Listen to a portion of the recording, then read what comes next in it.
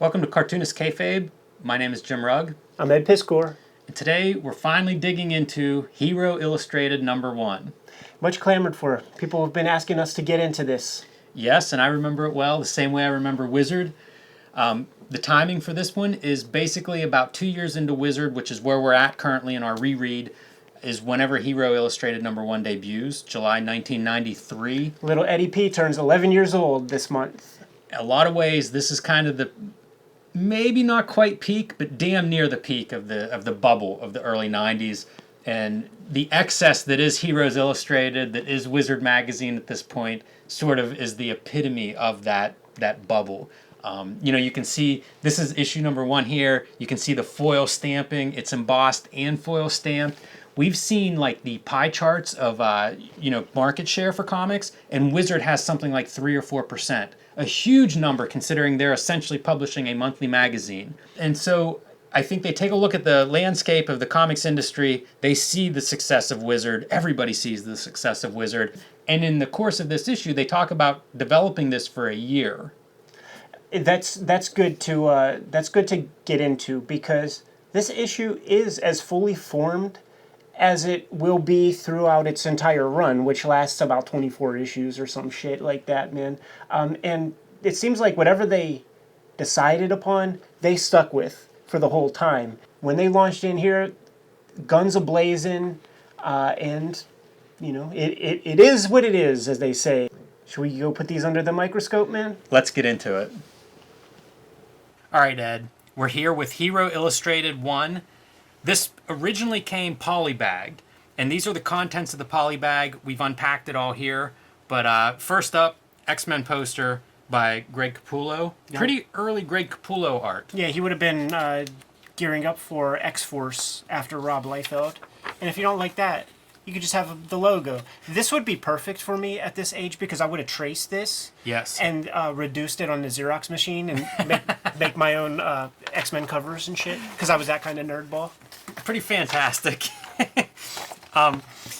We'll do a quick flip through of the Star Trek Deep Space Nine Ashcan mini comic. Yeah, Heroes was known. They would always include one of these things in almost every issue. Yeah, and they vary quite a bit. I have a stack of these from over the years. This one, it's funny because this one to me is maybe the worst of the bunch, and you'll see what I mean in this flip through. They were ironing out the kinks. They were ironing out the kinks. A lot of them would have like behind the scenes art, developmental sketches, things like that. This one doesn't offer a lot. When we finally see some artwork, man, that's layout quality at best. And that's a very bad photo stat. Like, when you could have run that through a far finer screen. The one piece that would have spoken to me would have been like a page of script. Yeah, you don't see actually that get to see like maybe a little bit of how to make comics from this, but overall there's just not too much in this one. And they, I think, realized it because the next issue they include Premiere Edition #1A, and it's more Star Trek Deep Space Nine, and it's basically an issue's worth of a preview, as opposed to this one that maybe Star Trek just didn't come through in time for the deadline. I don't know what the circumstances were, but I don't think this is probably what they imagined whenever they conceived of this one. You get what you pay for. Yep, that's a free inclusion, so that's not what we're here for anyway. Hero Illustrated #1, July 1993. Peak of the speculator bubble, as we have pointed out. And cover art, second coming of Dr. Mirage? Is that? I'm not even sure the name of this thing exactly. Dr. Mirage is this main character, Master Dark. This is a Valiant cover. Valiant, probably one of the two hot companies at the time. Image Comics on one side of that, Valiant on the other. And Valiant makes the Hero Illustrated cover. So this is their new title coming out. Hero decides to hop on board with a new #1. I don't remember much of this book. I have like several issues, man, and can't tell you what it's even about. I just had to take a close look because it's like they drew a belly button on this dude. So is that not a suit? Very weird. We should skip it. Unusual costume for sure. Here's one thing that was noteworthy to me. Something that inspired a lot of curiosity about this thing. Now, you said in the intro that they spent like a year preparing for this thing, and I really wonder what that entails, man, because from issue 1, they got like a robust library of advertising that was done here. And in order for that to happen, in order for a Super Nintendo, or in this case Natsumi, to spend thousands of dollars on a full-page ad, you have to show and prove, and you have to have a robust mailing list. So how the heck did they accumulate that stuff in order to make this a viable thing? I would love to speak with the people who put this together or who have some knowledge, because it's pretty fully formed. It's got maybe $100,000 worth of ads in here from major companies that are not comic book companies. How chicken and egg, like how does this happen? Publishing was such a big industry. I mean, like, there's insider stuff for all of that. You could buy mailing lists. You could compare it to Wizard to sort of point as like, hey, look, comics are hot. Here's some information on that. Here's a price break. Hop on our first issue. So the publisher speaks. Steve Harris, not a name that I recognize, but what stood out to me is Keeper of the Cheese. From page 1, it's pretty clear what these guys are aiming at. Yeah, of course, Gareb Shameless would call himself the Big Cheese, man. So that's a little shot across the bow, man, over at Wizard Magazine. Little Hogue Wynn artwork. Good for you. This is a guy that I liked. He did some Punisher stuff, but he never quite. I don't know. It seemed like he was always a year or two behind, like the Image guys. I think he may have done some Malibu stuff. That might even be a Malibu character, if I'm not mistaken. I liked his artwork, but there's no signature run anywhere that I'm aware of. I would always love coming across these ads in comics, and I would just pore over them and calculate math in my mind. Like, okay, man, if I cut this many lawns, I'll be able to get the Long Shot miniseries or shit like that. They highlight what they have planned, why this magazine's going to be good. They call it the most interactive publication and go on to explain basically it's contests that they're giving away. Tons. And they have some pretty impressive stuff. Amazing Spider-Man 1, Daredevil 1, Incredible Hulk 1. I have to imagine that these guys are dipping into their own collections to try to make this magazine work. That's what I assume too. I don't know. I don't know how you would amass those number ones to give away. Like, that seems like a big investment for not a great return maybe. But maybe I'm wrong. With advertising, with magazines of this era, like, the mailing list is key, man. So the contest is just a way to get a bunch of people's addresses. That's very true. Here's another Gareb Shameless ersatz photo. Letter from the editor. And once again, as you say, Ed, it's definitely copying Wizard Magazine. Seamus always shows himself with a costume character and some pseudo-funny word balloon. And if you thought Gareb Shameless lacked charisma, look at this guy.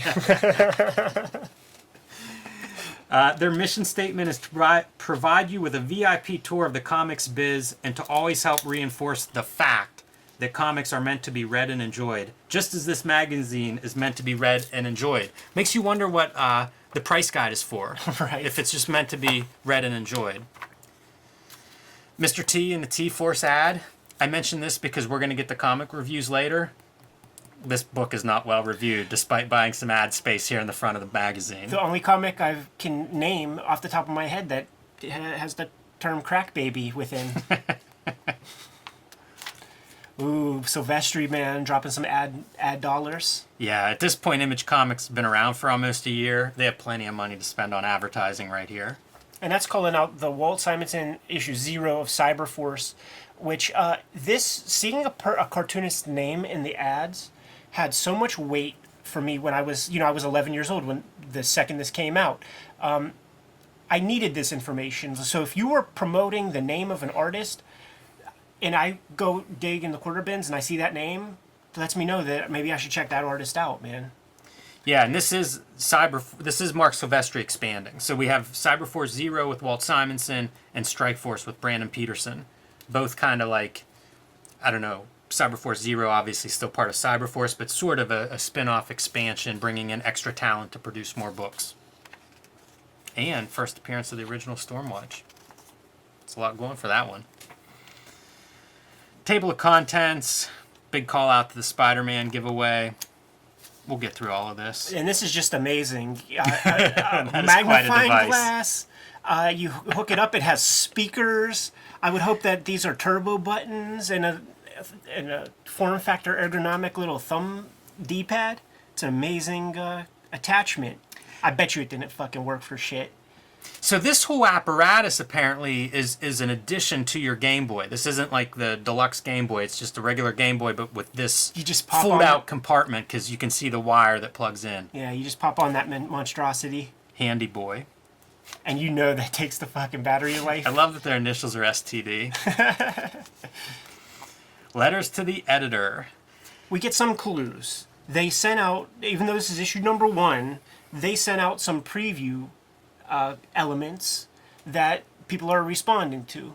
Now, we know the trick. You stack the deck, like, they probably know these guys, you know what I'm saying? But there's at least some clue into, like, how these people prepared to embark on this venture, you know? Like, it was a viable, a very successful magazine for what it was. Like, I picked it up at the Shop and Save in freaking West Mifflin, you know what I'm saying? There's, like, 20 magazines on that rack. Yeah, I probably bought, half a dozen of Hero Illustrateds back in the day, so I was on board as well. And you can see they kind of game it, like, oh, what's a premiere edition? Yeah. Good job, Brian Barlow. Way to send in the perfect letter. And then they go on to explain what some of those upcoming, this is the premiere edition. And they go on to explain what they have coming up. At least a few of them, like Aliens vs. Predator, Madman, which was really good. That Madman was drawn by Mike Allred, of course, but inked by Mark Schultz of Xenozoic fame. And some of the other people involved in future issues, Jim Lee, Steve Bissett, Alan Moore, Dave Gibbons. Those are the 1963 issues, which are pretty good. But they're plugging their stuff. Yeah, they're just better at kayfabing the fake names and stuff than Gareb Shameless was with, like, Hugh Jass and whoever the hell else was sending notes and stuff in there. I want to call out this Phantasm ad. This would be Dave Lapham, Defiant Comics. But I implore you, like, take a look at this art. Try to, like, divorce yourself from even seeing the color and just look at the actual line art, the thick brush lines. We are approaching Stray Bullets era Dave Lapham art. Like, I'm starting to see the Lapham in here, and in all the other stuff, the Harbingers, the some of the other crap that he was doing. Yeah, you can't see where the work is going, but in this one, you could almost, if you fuzz out your eyes a little bit, you can almost see Virginia Applejack. That's interesting. He's inked here by Mike Witherby, and we saw that in a previous Defiant piece talking about that pairing. I wonder if that's, working with this inker is part of what made Lapham move in that direction. Like, he liked the results of that heavier line work. Or if he just inked this piece himself, that's possible.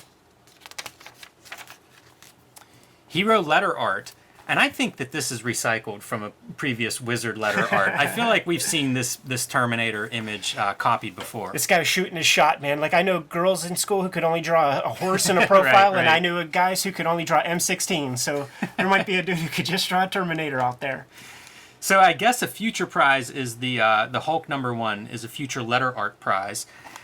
Psycho letter of the month. I'm going to point this one out real quick. This guy suggests putting your key issues in lucite to protect them, and they just tear him apart. It's Psycho letter of the month. This guy's an idiot, except for CGC, right? Exactly. Like, that's what I was thinking. It's like foreshadowing people slabbing their stuff, man. Yeah, probably one of the more successful financial startups in comics in the last 20 or 30 years is this idea exactly, and Hero poo-poos it. Yeah, a great. I guess you can't use the word scam without potential for slander or libel, but we'll see how that shakes out in a couple of years. Maybe this guy's the CEO of CGC. I hope so. Got the battery put in his back after getting dissed.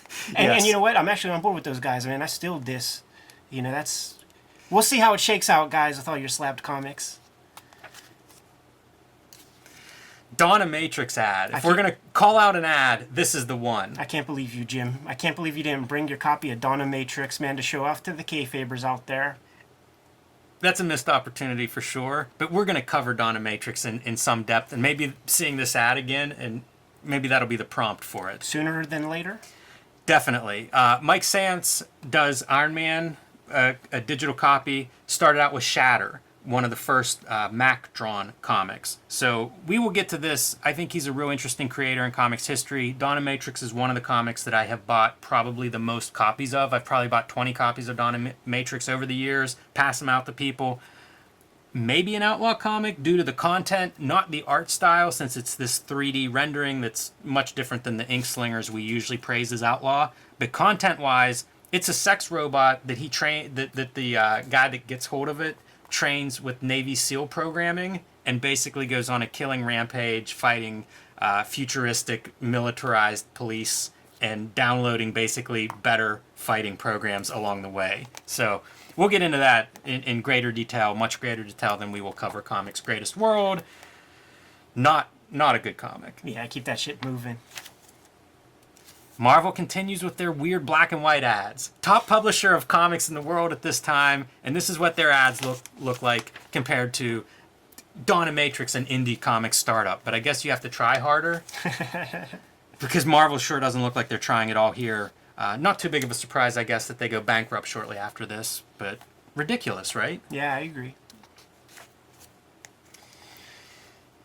Hero News, again, copying Wizard Magazine, right? Yeah, exactly. well, you know what? There are going to be a few innovations that Hero does here that Wizard is going to pull for their use in the future, and I'll call that stuff out.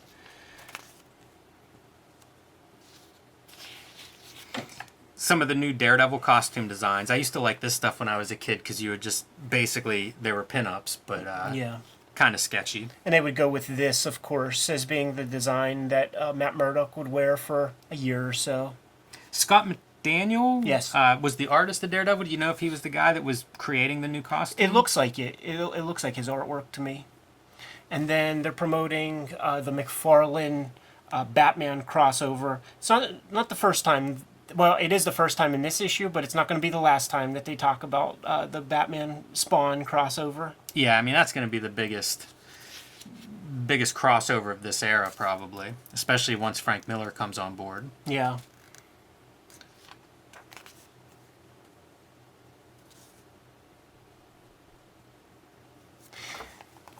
So here we have new comic store locating service starts.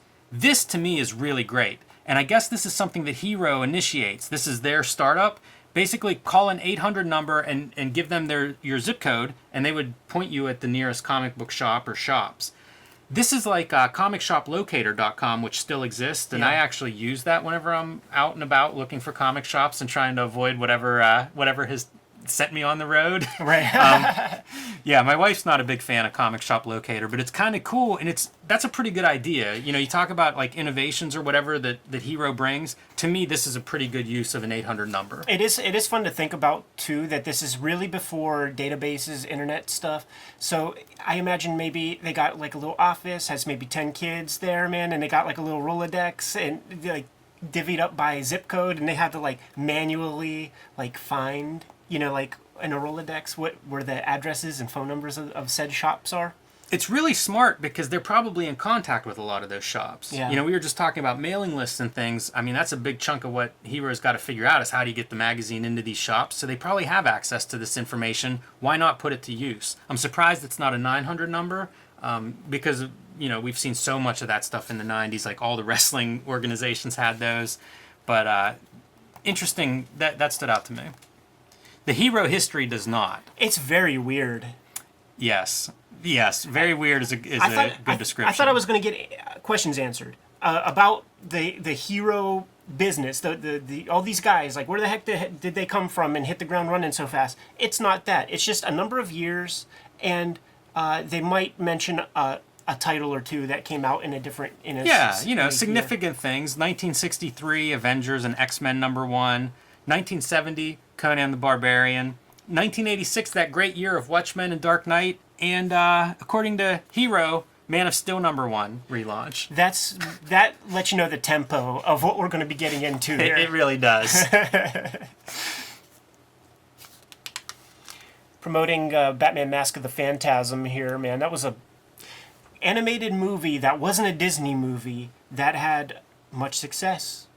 Yeah, that Batman animated series, like, it can't be overstated how important that was. And that was probably the last of, like, the really good animation from that stuff, because when they start to, like, split their energy and they're required to make even more episodes, they really chintz out on the animation. But, like, that first season or two, plus Mask of the Phantasm, is the most sublime animation of the entire run. So innovative. And after that, it's just using what they created as your template. But I guess why not? It's successful. I mean, that's the model, right? Well, I mean, yeah, sure. Like if you know, you just want to just bleed a thing dry. But there are also examples, I can't point to anything off the top of my head, but there are examples where people like go above and beyond and create like institutions. Usually whenever the people above them aren't paying attention. That's true. Malibu's Ultraverse keeps expanding. That's great news. Yeah, they got some big names. Brayfogle and Perez.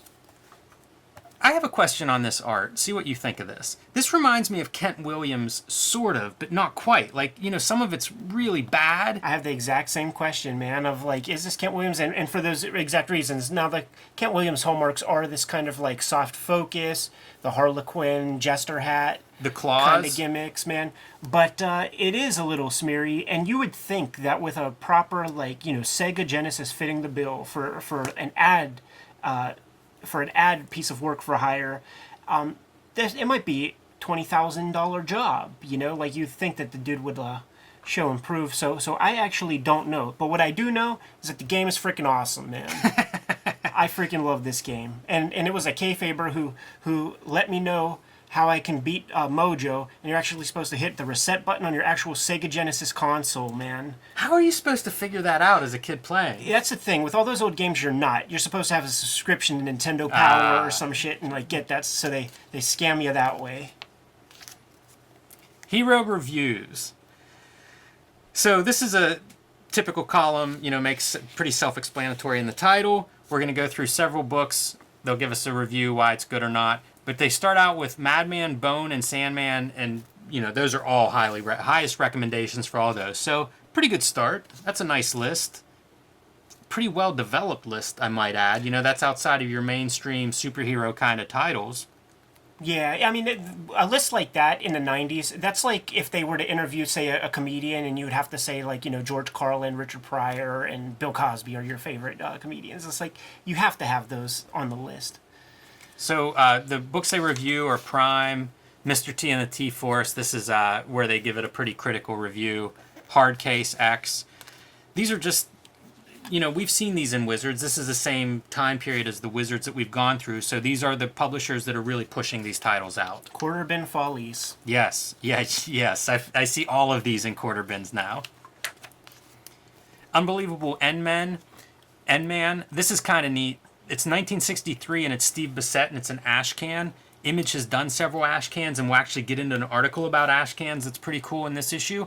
But the noteworthy thing is, this, according to the review, is reproduction of his pencils, which is of interest to, you know, if you're a fan, I would think. I'm interested in that. Yeah, this is the P. Craig Russell illustrated issue of Sandman, the Ramadan kind of one-shot that a lot of people speak super highly of this issue in particular. Like, if you were going to give somebody an issue of Sandman, like, that's one to start off with. Yeah, it was a standalone. It was number 50, so a round number. Metallic ink on the cover, you know, printed up like a gimmick. So I think they probably sold a spiked number of those. Bloodstrike number 1, Bloodlines. Lobo. Oh, man. And, of course, 1963. They got Alan Moore to to come back to comics, man. To come back to superhero comics, no less. Yeah. To undo the damage he did with Watchmen. Right. New Two-Fisted Tales. I'm curious about that. I am too, and I actually have this in my collection and meant to pull it whenever I came across this, because Kurtzman is involved in this to some extent. Do they have, it's like new stories? New stories, yeah. This is all new stuff, That's believe. a new cover. Maybe there's a reprint of one of his old stories, but I think it's new stories for the most part. That cover is Eisner. Yeah, Kurtzman Eisner cover. Pit number 1 and The Geek, another Vertigo title. Drawn by Mike Allred, probably one of his first work for hire things. Like, it was a big deal whenever he did the Untold Stories of Spider-Man annual number 2 or whatever. Like, because Madman was successful, was pulling in money, and he went and did Marvel work and has never stopped. But this is like one of his first like work for hire things that he was doing outside of his own comics. And I actually recommend it, man. It's a really fun comic. That's a quarter bin folly as well. I think the original is Joe Simon, right? It is, yeah. Brother Power the Geek. And recently there was a panel with Frank Miller sitting up there with Dan DiDio or you know the DC Comics. Well timed, by the way. Oh yeah. And Frank Miller was saying, and was kind of tongue-in-cheek, but I swear he was half serious that he wanted to do a Brother Power the Geek comic, and Dan DiDio's like, oh no, that will never happen. And it's like, just let freaking Frank Miller do what he wants. Yeah, really. Man, Frank Miller being told no. Yeah. Wow. Up and coming, previews of new comics on the way.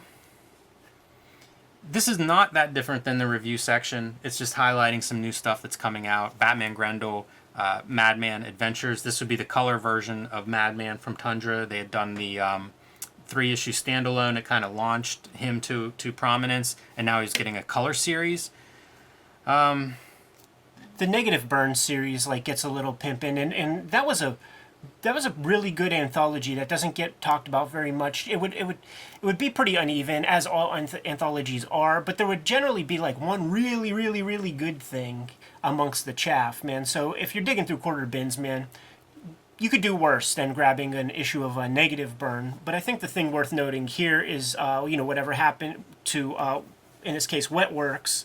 This is where we get the first indication that Whilce Portacio has some things going on outside of comics that is taking him away from the drawing board, and that is why Wetworks is not being released, even though it was promoted maybe a year before this, man. But life happens. Yeah, it says it's rumored that it may be offered this summer. It isn't. No. Hero Insider. This is did you read this? No. This is like rumors and stuff, but it's all kind of written coded. So like it's not like it's impossible. It's page 6 in the New York Daily News or whatever. But this is worth calling out. Go ahead. Because it's an advertisement for fucking Pogs. This is the era. I think you mean Spogs. Yeah. This is the era, man. I forgot about these things. Yeah, I think everybody has. The hottest collectible of 1993. I don't even know what Spogs are. I remember them. They were like some round thing. Did you play a game with them? You did, man. You need a slammer. That would be this nickel metal thing.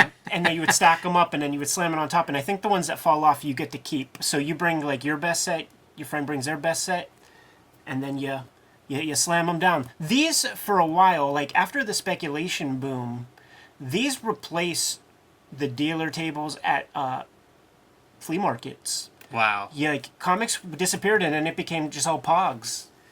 I would note Eclipse Comics is involved in this stuff. Oh man, he's Macfarlane is getting a little bit of insider trading, man. Like whenever they have to liquidate, man, he's going to be there to buy everything, including, he thinks, Miracle Man. Macfarlane speaks out. Just like issue 1 of Wizard Magazine, man, started off with a Macfarlane interview. We have one here.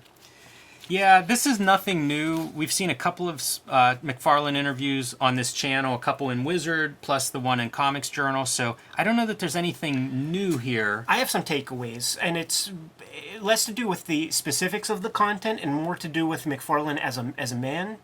And I have to say, he is like the most secure person in comics that I've ever sort of happened upon, like from the text in these ads, in these interviews and stuff, because he, across the board, is disrespected by the interviewers. They're asking like ridiculous questions, and they're asking questions to him that he is forced into saying, yes, I'm not as good as Alan Moore. Yes, I'm not as good as this guy or that guy. Yes, things should be this way, but they're not.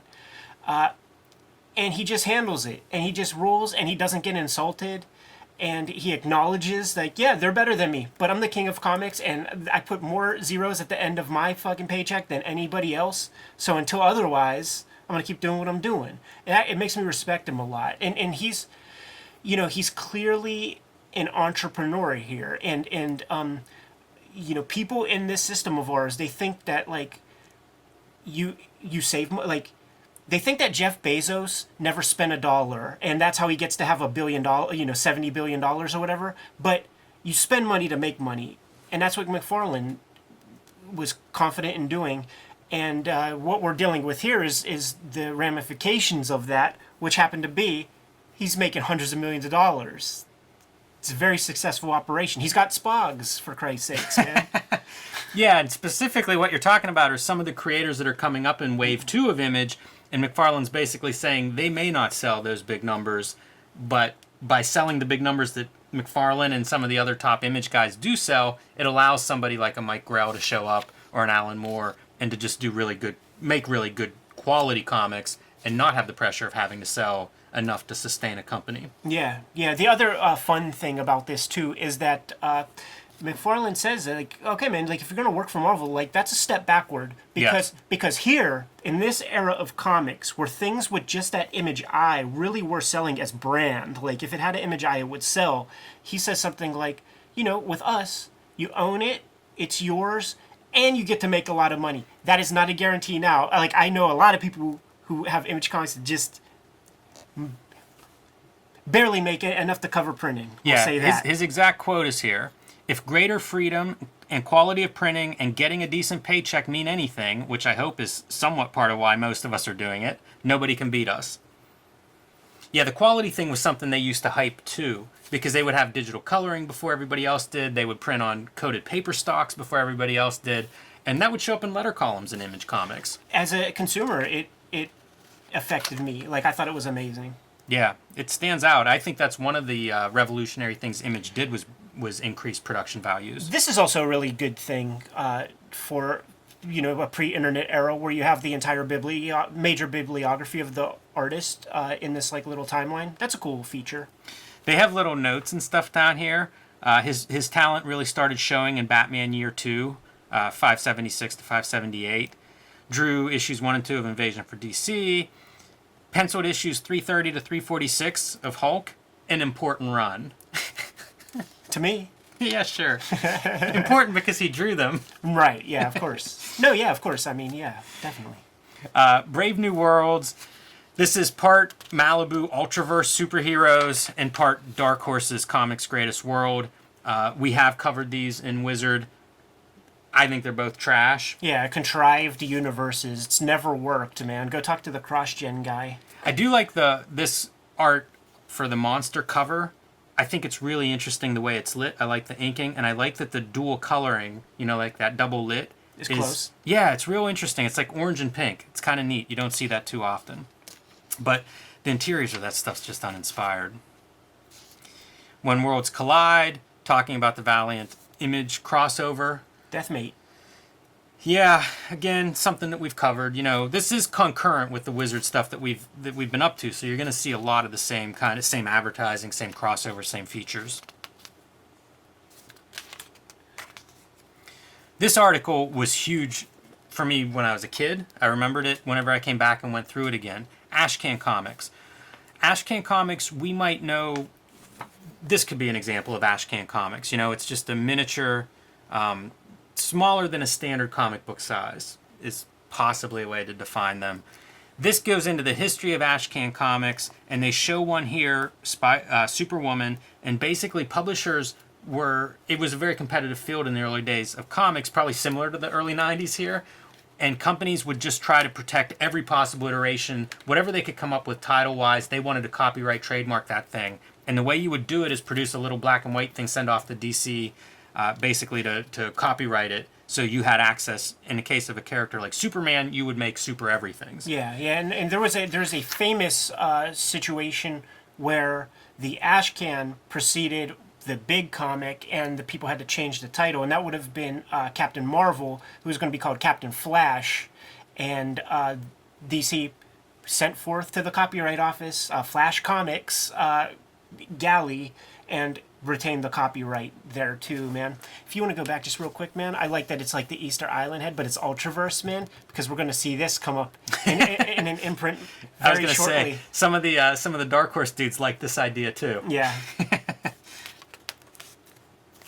This has a little bit of a checklist of some of the Ashcan comics, mostly the contemporary ones at this time. And you can see a lot of the Image stuff. They were doing these signed and numbered editions, Pit number 1, 5,500 copies. I know, yeah. Amazing numbers. Just printing money, because then you could charge $10 a piece for those things, man, and people would buy it. Yeah, absolutely. But really piqued my imagination. Like, I had a Pit from this era. I still have it, but, those were interesting objects. And this is about when I start making my own mini comics, photocopied comics. So, like, seeing these things, they were eye-opening. They were early mini comics for me. Neil Gaiman's 24-hour comic. That would be amazing to find. It was done in conjunction with a store, and since I became a pro, like you find smart retailers who do interesting things, man. Maybe they order a variant cover themselves, store centric, or they get together with a consortium of stores and put together like a variant, or like they just go above and beyond. They do special things. I did prints with stores like Sure. in Gosh Comics in the UK. It's something I never thought about as a kid or as a fan, but it really is like these forward-thinking shops really propel the industry and really are kind of giving it a couple years left, on the lifespan of the thing. If not for the good shops, comics might have been toast by now. Oh yeah, I think there's no doubt about that. Is the pen worth more than the comic? I hate to keep referencing how similar this is to Wizard, but there literally was an article in Wizard about signed comics and what impact they had on the value of the comic. So height of the speculation market, and with that sort of thing comes autograph seekers and junk like that. And this is the question as old as a celebrity, man. What is it worth? yeah, I don't know. This is a weird one for me. I don't really... Weird era too, man, where like Mike Allred is talking about like people would come up to him just like to get backing boards signed, man, in the hopes that like he becomes famous someday. And it's like he's like, how about just like buy my comic and I'll sign it? Like, can you at least go that far? Right, yeah. That's got to be... like people used to collect autographs, right? They'd have a book of autographs. I guess that's... cross over to that era. I mean, at this point, we just don't. That seems still weird. do it. Like these people are still out there, especially in the wake of eBay and junk like that. Like people hound celebrities. They don't necessarily like sit outside the door of Jim Valentino for an autograph or anything, though.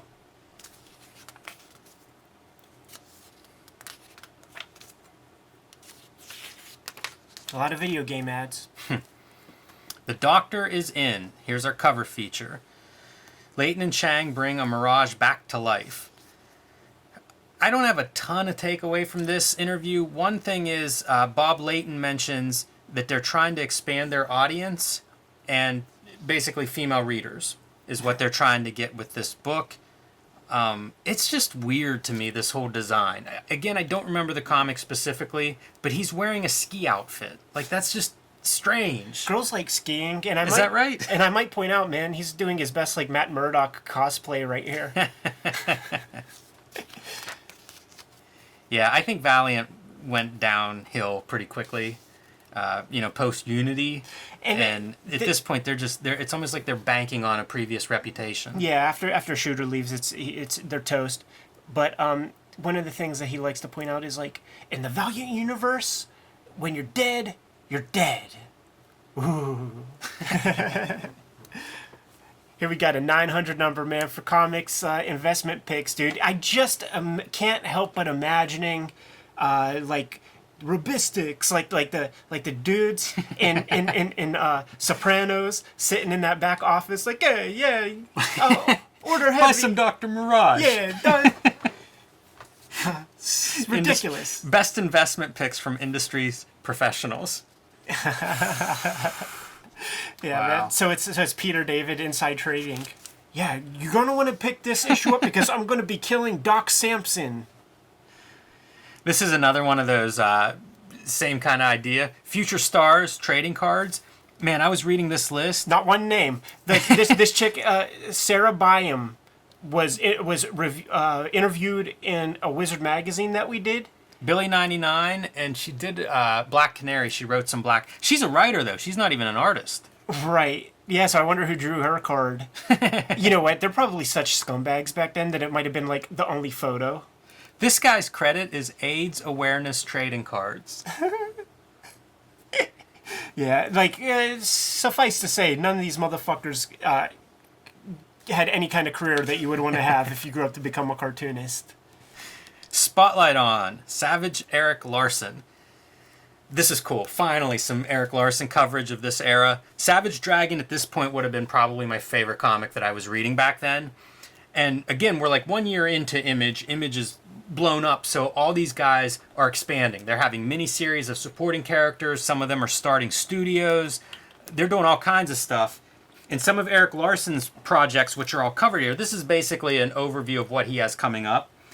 They include Teenage Mutant Ninja Turtles. Here we see a crossover in issue 2 of Savage Dragon, and then they spin off into their own series published by Image Comics that was kind of under Larson's. I think he may have co-plotted a little bit. He may have inked an issue here or there. But basically, it was Eric Larson bringing the Turtles to Image and having a little bit of influence on them. And they were returned to their like violent roots. It was a black and white series, which is apparently now hard to find. Yeah, and I never see those in the wild. I don't think I ever rested my eyes on a copy of an Image Ninja Turtles comic ever. I bought the first couple when they came out. I still have those, so I probably need to reread them. I'm kind of curious after seeing this stuff now and looking back on it. What are some of the others? We had Vanguard, we have Freak Force, and then there would be small miniseries, Super Patriot, Star. Super Patriot's great. Dave Johnson draws it. Yeah. That's the first time I really saw Dave Johnson, who went on to do all those covers for 100 Bullets. He's mostly a cover artist at this point. But man, his Super Patriot stuff was badass. The Vanguard thing is interesting because Eric Larson got his start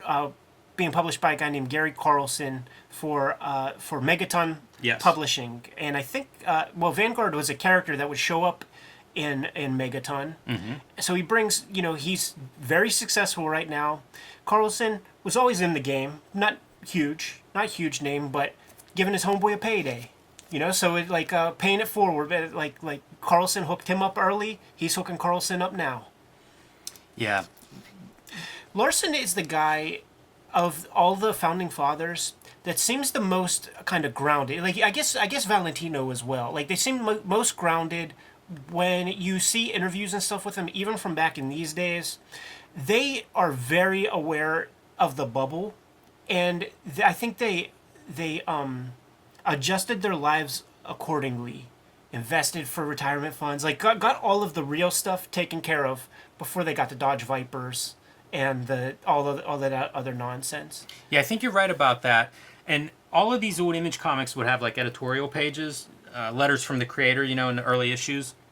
And Eric Larson would talk about I think he went to like a kind of an unusual school, like a gifted students or new agey or something, where they were sort of allowed to indulge in their interests, and he always wanted to make comics. So he would draw comics basically his whole life.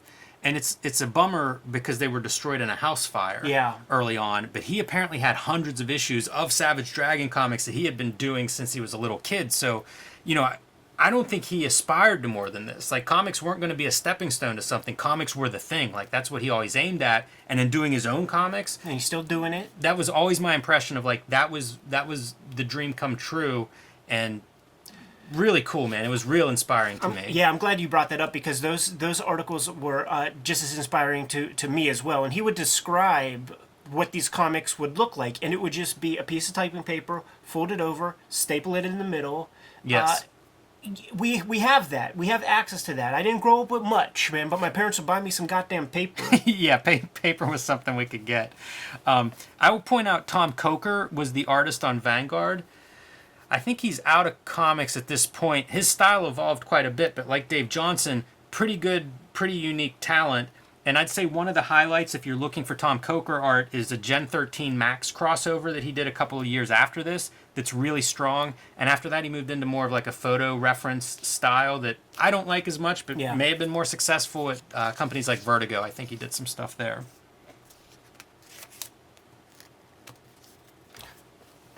How awesome, right? That is primo era Eric Larson comics to me right there, man. It's totally from an era. They were really forcing Deathlock down our throats, and we accepted it. That was freaking awesome. But given Spider-Man a cybernetic eye and a cybernetic arm. And a cool headband. Totally. Comics are still for kids here. There is a kid contingent, and that's what we have right here.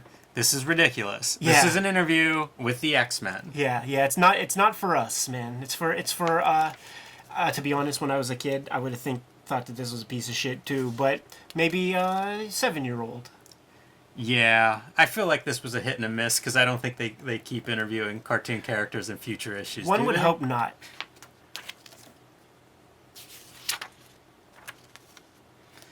From pencils to inks, Mark A. Nelson. This is my favorite Mark Nelson stuff is the first Alien series at Dark Horse. That's good. The art in Chain Gang is real nice. He did painted covers for that, and I think of him as an Outlaw Comics artist.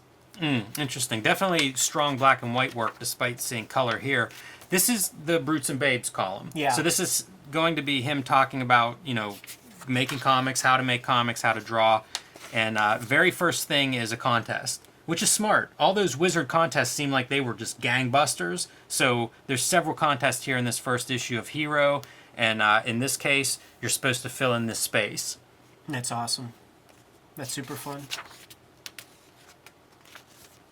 More contests. Reader cover art. Obviously, the Wizard cover art's a popular feature. There would be people who come from the Hero cover art contest as well, who would get careers in comics in the same way as the Wizard. So the one that comes to mind immediately is Todd Knock, who Rob would scoop up very quickly after he wins a contest, man, and he'll be drawing Newman for Extreme Studios. And that seems to be like modus operandi for these guys, the Image Founding Fathers. As they're expanding, they grab these top talents from like the Wizard cover arts, the Heroes cover arts, and give them frickin' jobs.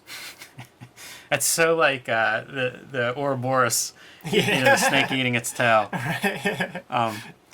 Rebel Studio ad, man. Amazing. Tim Vigil art here. Amazing. Tim threw down some dollars and got an ad. Really, really surprised whenever I flipped through and saw this. And this is Faust Act 10, issue 10, which this is kind of the issue that Faust then takes a dive. Like, we just talked to Tim Vigil, and he talks about how he was selling comics up to this point, and something changed around this with this issue. Like, reorders went away, there were some distribution issues, so this is probably when things start to implode a little bit. He put his mattress on top of those Faust number 10s, man, for years and years. And this is June 1993, Act 10.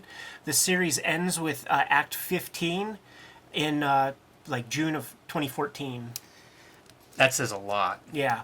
Wow.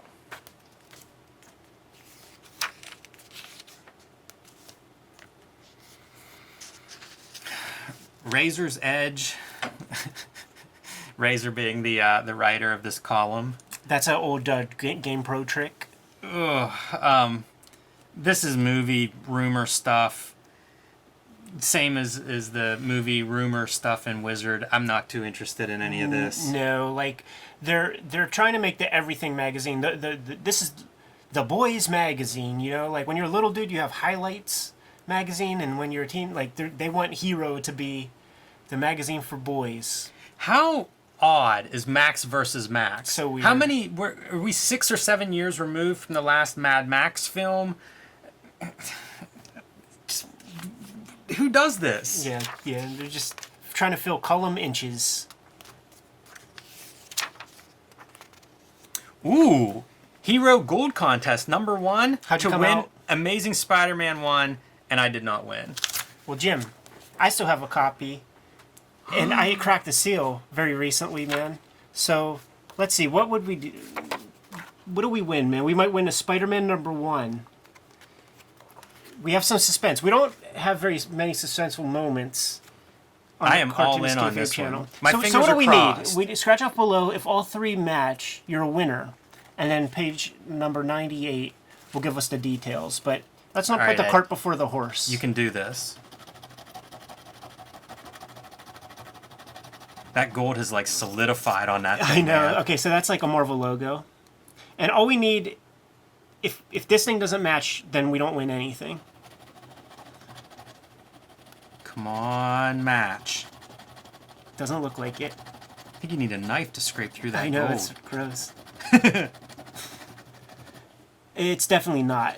So we didn't win, man. Malibu logo. We had to do it just in case if this like 30-year-old thing was the winner of that thing, so we could consider a fucking curse.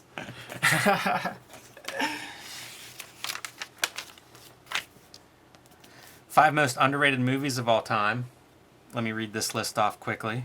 The Hidden, Evil Dead 2, Highlander, Buckaroo Banzai, and They Live, near and dear to my heart. I had Evil Dead 2 on VHS, taped off of Cinemax or something, and I never, it was taped into the movie, so like I never got the logo or like the title, and I fucking loved the movie and had no idea what it was called for years and years and years and years. And That's kind of cool. Yeah, like, and it was when Army of Darkness came out, I was like, there can't be two movies with the guy who looks like this with a chainsaw hand. It has to be related somehow, man. But it was not until I was in high school that I put two and two together and discovered the title of the Bruce Campbell Chainsaw Hand movie.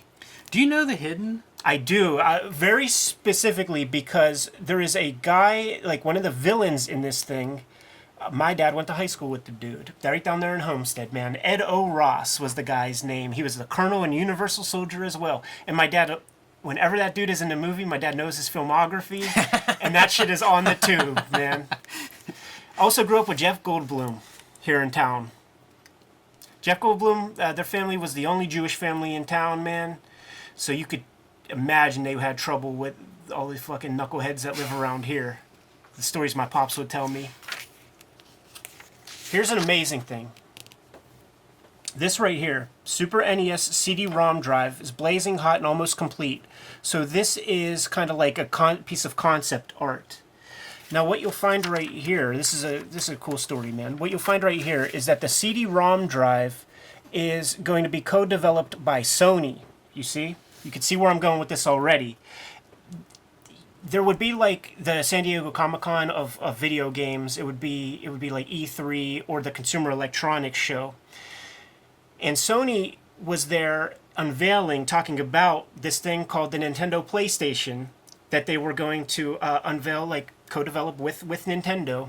At that very same festival, Nintendo came out afterward and said, oh no, we're working on a CD-ROM drive on our own. Like they kind of like pulled a swerve right there at the show. And those Japanese businessmen, these are two Japanese companies, they kind of still have bad blood because of that. And Sony doubled down and said, fuck you forever. We are going to put together our own console.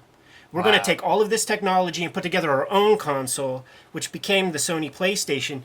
But it left such a bad taste in a lot of developers' mouths, like who make the video games. So this company called Square, who makes the Final Fantasy series, they put out 6 Final Fantasies on Nintendo products from NES to Super Nintendo. When they were there and they saw this bullshit go down, so Square was like, okay, well, we'll make Final Fantasy VII exclusive to the PlayStation, and that was the killer app that made people buy fucking PlayStations, dude, and like turn it into what it is. I've never once, let's go back real quick, I've never once seen what the actual piece of concept art looked like for what they were proposing for the Nintendo PlayStation, but there it is, man, and it's being called out here, and that's just like a super fascinating little piece of video game history. The most interesting thing in this issue has nothing to do with comics.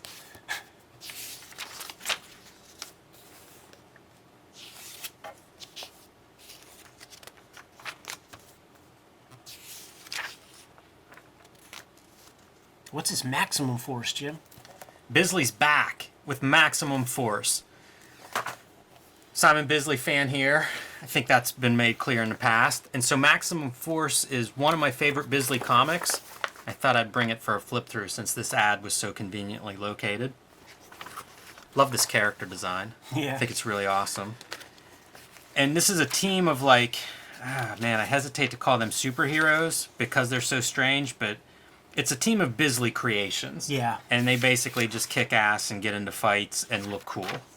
And I think the coolest is probably this monkey character that has like enhanced claws on his boot feet and chains like Lobo, and fights guys with pinchers that have like chainsaw teeth inside of them because a big metal claw isn't quite enough. This is a design tour de force when it comes to character design, and I have to imagine that it was a portfolio piece for some of his future work that he does outside of comics, because he designs a lot of characters that look like this for several video games, and you will see the advertisements in comic books, but it would be all, you know, fighting games with characters who look this crazy. This is the perfect Bisley page to me. I leapt out into the abyss, crush, kill, destroy.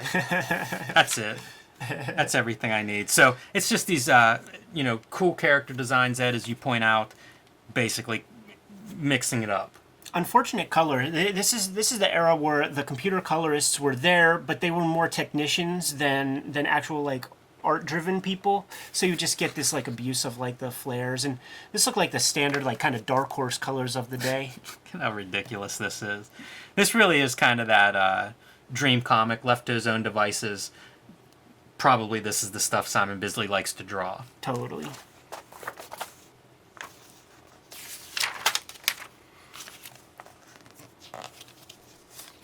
So trading card info, toy column. I mean, this is carbon copy Wizard, right? Totally. This is the cracked magazine, of if Wizard was mad. Hero Top 10. One thing that's kind of funny is these books, I guess this is all released this month or around the same time, and because we've been going through the Wizards Monthly, there seems to be a huge disparity of when books are listed, when they're actually released, what constitutes putting them on like the current title list, because some of this stuff is probably a 6-month span, some of these titles, but they all sort of add up to like these are the new releases, or this is when they actually came out versus when they were advertised. Even Hero has a 900 number. You say that, but everybody had the 900 number. Top 10 artists: Jim Lee, Todd McFarlane. That's pretty interesting, Jim Lee ahead of Todd McFarlane. I think McFarlane's outselling him again at this point. John Byrne, Sam Keith, Barry Windsor-Smith, Del Keown, George Perez, Jay Lee, Rob Liefeld, and Art Adams. That's a pretty solid list for early 90s. I don't disagree with any of those. Number ones, same column that we often point out in Wizard. How about this right here, man? Piece of Spar art that we've not seen in the other Wizard ads. Usually those Atomic Comic ads feature like a licensed character that I'm sure isn't really licensed. Do you recognize that? Is that an original character? Or? He must be, because he has the little trefoil thing. What do you call that? Radiation sign? Yeah, Radiation, I think there's a name for it. Yeah, I don't know what it's called. But, yeah, it's a good piece of work, man. Some airbrushing in there. Reader Roundtable questions, what would you change about the comics industry? And I made notes of a couple of these call-outs because I think they're very similar to what we see today in comics. Gimmick covers, too many titles, multiple and gimmick covers. Bi-weekly means quality suffers, and crossovers. Complaining about having to buy 20 comics whenever you really only like one of the books. Yeah, the only problem I have with that is the bi-weekly thing, because some of my favorite Silvestri is bi-weekly X-Men comics with Dan Green inks, and actually his Wolverine comics sometimes were bi-weekly as well, and I really like that stuff. I do too, although that's probably the exception that proves the rule. Sure. Although the other guy, let us just debunk this one right now. The other guy who could do the bi-weekly schedule was Eric Larson on Amazing Spider-Man. They would often do like a big 6-part story, some epic, and he was quick. It worked out. It looked good. And Ron Friends and Joe Sinnott on Thor sometimes too.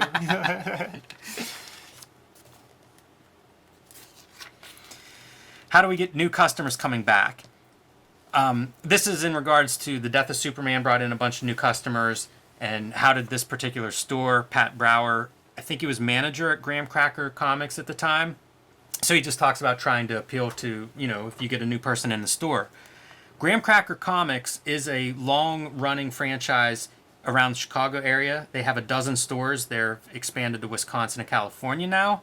Pat Brower, though, was not an owner of Graham Cracker Comics, and he eventually left after 17 years at Graham Cracker, started his own comic book store in partnership with W. Dow Bush, and it's Challengers Comics in Chicago. I had a signing there 2 years ago. Great store, good online presence.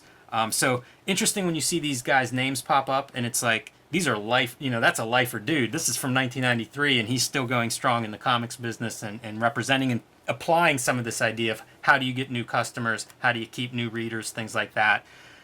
Pretty interesting practices in his stores. His back issues are 99 cents. They have a big area of all ages stuff. So a lot of the idea of like, let's continue on with comics, practicing these ideas and thinking about it, 25 years ago and still in practice today. Praise be to smart and thoughtful retailers.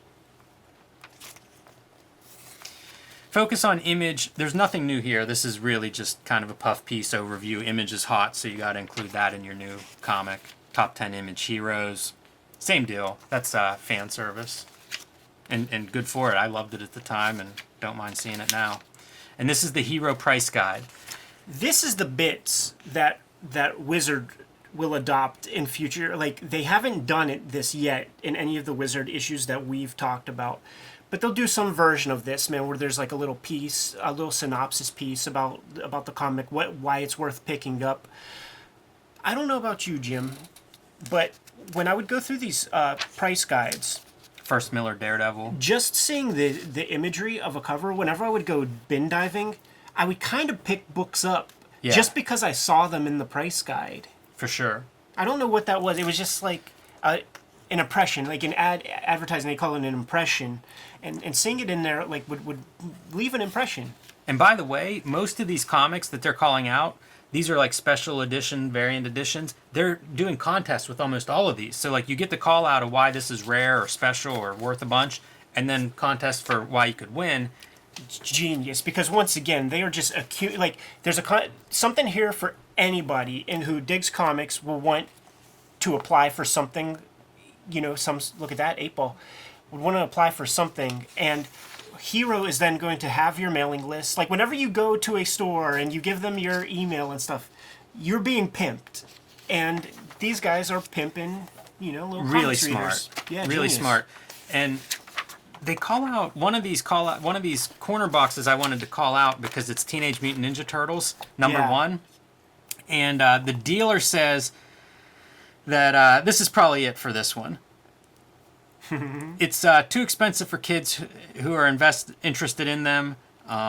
It'll go down over the overmarketed hype around the Turtles. As that disappears, this title's going to lose its value. The current high price here, $265. Would have been one of the better investments in this issue, except for this dealer doesn't think so. Yeah. I bet that dealer isn't involved with Graham Crasher's comics or in the game any longer. There's Brother Power the Geek, man.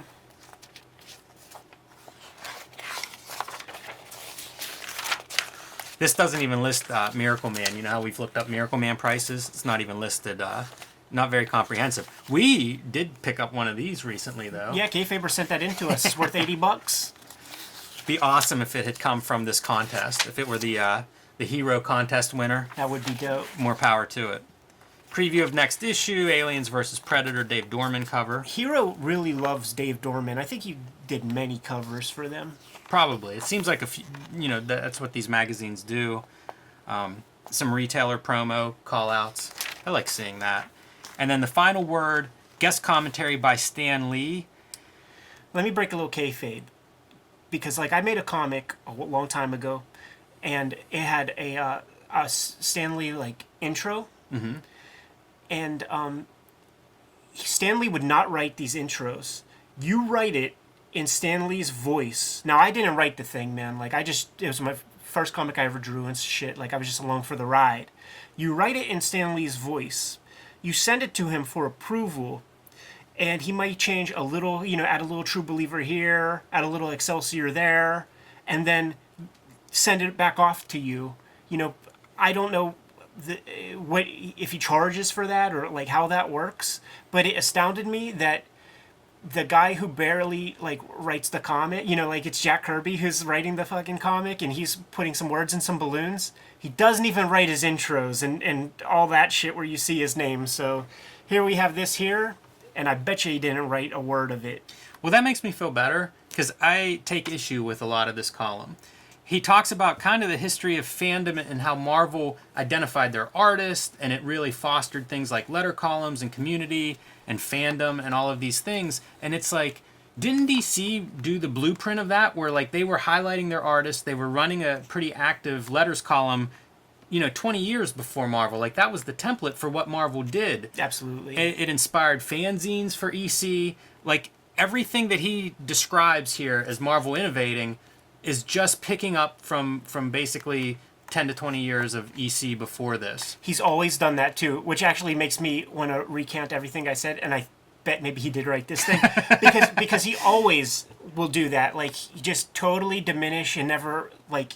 And why would you bring up EC Comics? Why not just? It's kind of like how in the '80s, Robin Williams was always accused of stealing people's jokes, and the whole thing was like, well, I said it on Letterman. I said it on Carson. It's my joke now. Right. And so he's got the bigger mouthpiece. And, he could say he's the lovable guy on the Saturday morning cartoon. So what he says goes. And up until his freaking death, man, until he was in the dirt, there would be people going to shows paying $75 to take a photo with him, man. So. Well, Stanley, R.I.P., I guess. And Heroes #1, R.I.P.